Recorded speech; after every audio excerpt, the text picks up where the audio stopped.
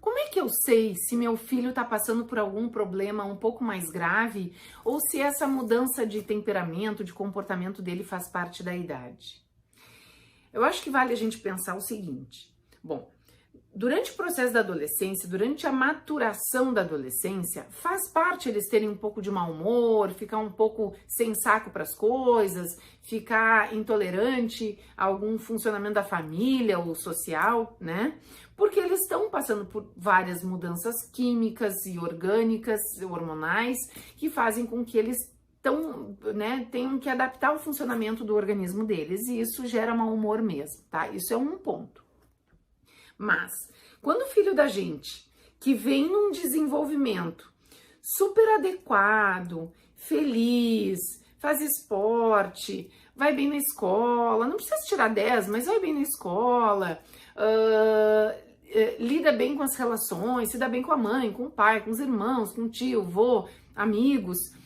Daqui a pouco, se esse mesmo filho começa a se isolar, começa a ficar mais reativo a alguns assuntos, começa a ficar mais tristonho, ver o rostinho dele um pouco mais parado, assim, não conseguindo aproveitar algumas coisas do dia a dia, a gente tem que começar a se preocupar.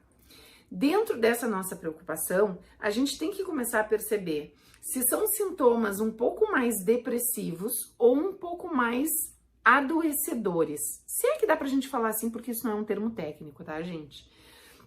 Os sintomas mais depressivos são aqueles que causam uma questão psicológica mais importante, assim, né?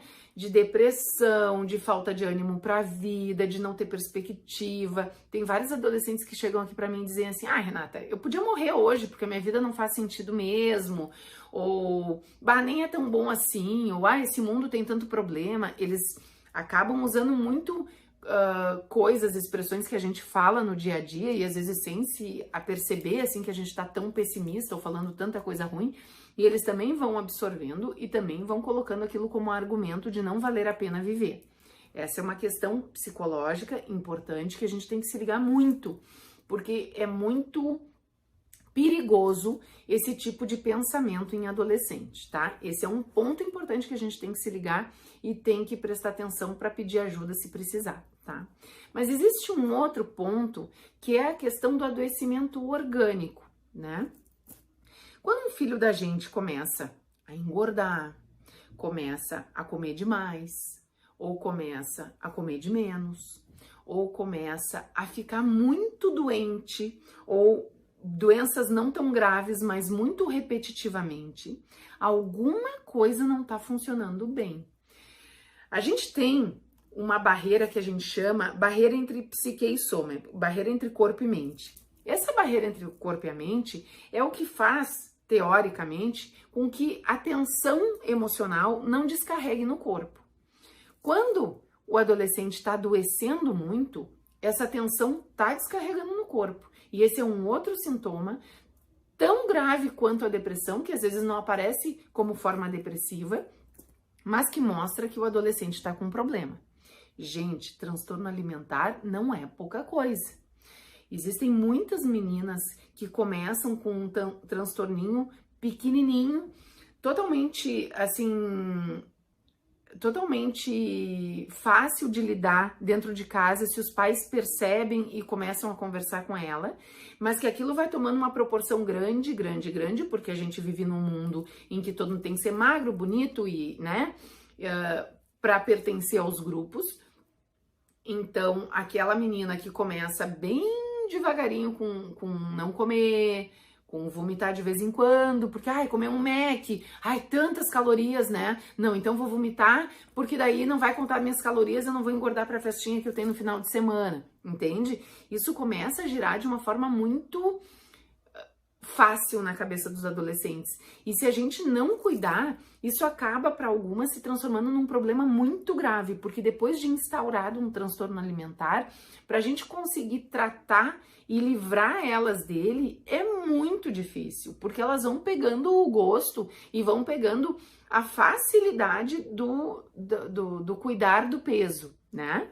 Um ponto. Outro ponto é quando os nossos filhos começam a engordar muito. Opa, o quê? O quanto de ansiedade está misturado nesse comer demais que está fazendo com que ele engorde? O que ele está tapando com essa comida que ele está colocando para dentro? Então, esse é um outro sintoma muito, muito, muito importante. Outro sintoma importante é a questão de ele estar indo mal na escola. A escola é um termômetro, gente. Na escola, eles vão mostrando se eles estão bem ou se não estão bem. Se eles estão tranquilos, a aprendizagem começa a fluir com facilidade. Ou tem algumas dificuldades, talvez até cognitivas, mas se eles estão bem com eles mesmos, eles conseguem ir passando por algumas coisas mesmo de dificuldade e fazendo a coisa acontecer na escola.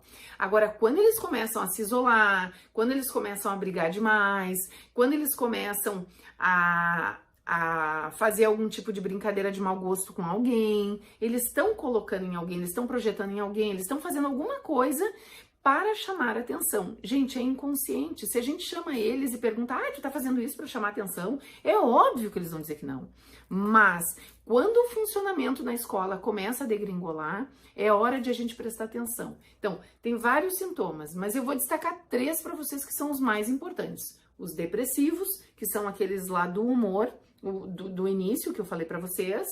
O de sintoma orgânico, né, que pode caminhar para transtornos alimentares ou alguma doença repetitiva, seja dor no ombro, dor aqui, dor ali, começa a estourar,